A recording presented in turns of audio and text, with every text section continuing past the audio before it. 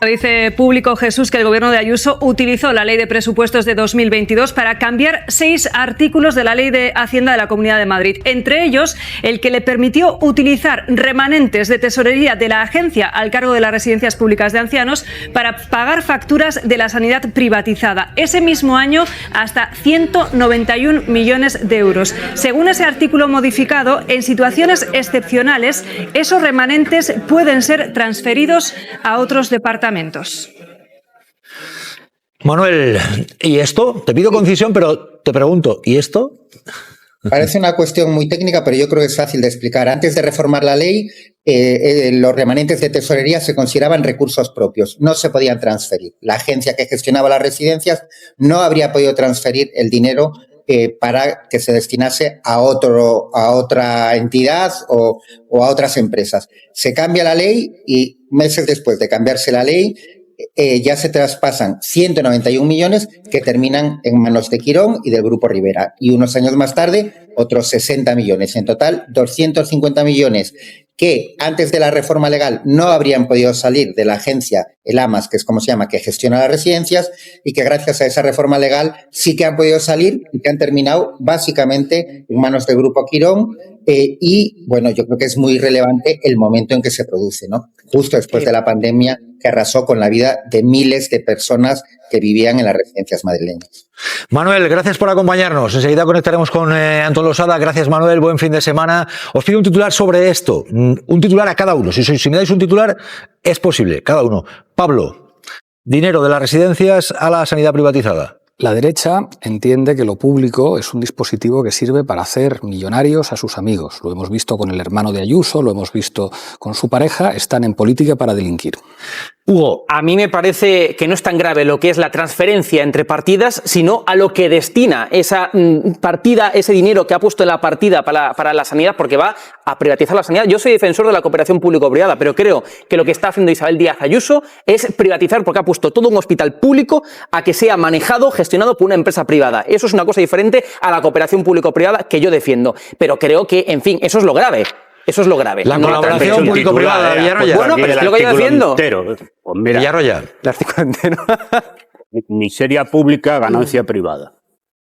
Que es un titular. Colaboración público-privada, dice Hugo, insiste en la colaboración público-privada. Nada, eso son comedias. Todo lo que sea, todo es comedia, claro, todo lo que sea meter, al final, todo lo que sea meter lo privado en lo público es una privatización de lo público. No. Cuando lo público es gestionado por lo público, pese a que pone, digamos, claves de lo privado, por ejemplo, externalización del servicio de limpieza. Bueno, pues es una externalización. ¿Pero para qué quieren externalizar el servicio de limpieza? Contrata personas para que limpien el hospital y que se le pague con dinero público. ¿Por qué? Porque si el dinero público está... la burocracia no. Del Estado. No, la burocracia no. Ganancia del amigo. Ganancia de los amigos. Ganancia de los amiguetes. Que no mientas. Ganancia de los amiguetes. Boa tarde. Agradecemos esta iniciativa do BNG porque nos permite debatir dun tema relevante. Aínda que non o parezca, como é o sistema de financiamento autonómico. Pero temos que decir, señor Rego, que non existe ningún estudo académico que avale que o sistema de cupo sexa beneficioso para o noso país, para Galicia. De feito, todos os existentes que simulan este escenario cun mínimo de rigor, din que sería perxudicial para o noso país. E nós, como Sumar, estamos para defender os intereses de Galicia, non para empeorar o seu funcionamento. É un debate complexo, pero cunha liña básica se pode entender. Galicia ten unha menor capacidade de recaudación fiscal e unhas maiores necesidades de gasto, tal e como se reflicte na propia moción do BNG. Temos unha menor capacidade de recaudación porque o PIB por habitante de Galicia apenas chega ao 90% da media do Estado. E temos maiores necesidades de gasto porque a dispersión e o envellecemento, entre outros factores, encarecen ata o 10% o custe da prestación dos servicios públicos de Galicia. Este diferencial de case 20 puntos entre a menor capacidade para recaudar e a maior necesidade para gastar fan que o sistema do cupo sexa nefasto para Galicia.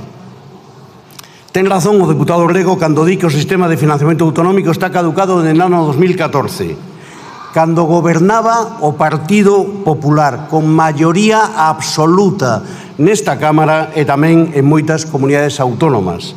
Tiña a maioría para reformular o modelo e non o fixo. Agora ben, a pesar de que temos un sistema caducado e insusto, a realidade é que dende o ano 2018 os recursos xestionados por as comunidades autónomas do réxime común medraron de forma extraordinaria. En Galicia, o noso país, a Xunta dispón dun 46% máis de recursos que os que tiña no ano 2018. Para que se entenda mellor, pasamos de dispor de 7.000 millóns de euros no ano 2018 a 10.200 millóns de euros no 2025. Presidenta. Señores diputados y diputadas, por favor, un poco de silencio. Allí. Son 3.200 millóns de euros máis que cando mudou, dende que mudou o goberno de España. Máis ingresos porque nestes anos de a expansión da economía e do emprego, a mellora das rendas, o incremento do consumo das familias e os maiores beneficios empresariais incrementaron de forma significativa as bases imponibles de todas as figuras tributarias. O Partido Popular fala de infierno fiscal, pero a realidade é que as comunidades autónomas nas que goberna beneficiáronse de forma extraordinaria destos maiores ingresos, porque as comunidades autónomas se quedan co 50% da recaudación fiscal do IRPF, do IBE e do 58% dos impostos especiais. Por xeralizalo, as comunidades autónomas do réxime común pasaron de xestionar 100.000 millóns de euros no ano 2018 a xestionar, atención, 150.000 millóns de euros no ano 2025. 50.000 millóns de euros máis cada ano, porque esa cifra de 300.000 millóns de euros ten algo de truco, 50.000 millóns de euros cada ano que dispoñen máis as comunidades autónomas dende que Sumar e o Partido Socialista compartimos goberno. Por iso a ciudadanía galega, en realidad a de todas as comunidades, debería facerse esta pregunta: como é posible que tendo os maiores recursos de toda a súa historia, os servizos públicos que presta a Xunta de Galicia empeoran día a día? Eu teño unha resposta: privatización, mala xestión e corrupción. E tamén teño nomes: Quirón e Ribeira Saúde, porque tamén os seus tentáculos chegan a Galicia. O Grupo Plurinacional de Sumar considera que reformar o sistema de financiamento autonómico é urxente. Unha reforma que mellore a autonomía financiera e a capacidade de autogoberno. Unha reforma que recoñeza un mecanismo institucional bilateral para Galicia como país, cas nosas problemáticas específicas. Un sistema que recoñeza e resolva as singularidades de todas as comunidades autónomas do réxime común. Un sistema que remate ca infrafinanciación, que pondere de forma correcta, e nesto estamos totalmente de acordo co que dixo o señor Rego, a dispersión e o envellecemento, que achegue máis recursos a través dunha profunda reforma fiscal. Un sistema que avance en clave federal, garantindo a equidade e a suficiencia do sistema, a vez que impide o dumping fiscal, basado en agasallos fiscais para máis ricos, como fan moitas comunidades autónomas, non só a de Madrid, sino tamén a de Galicia.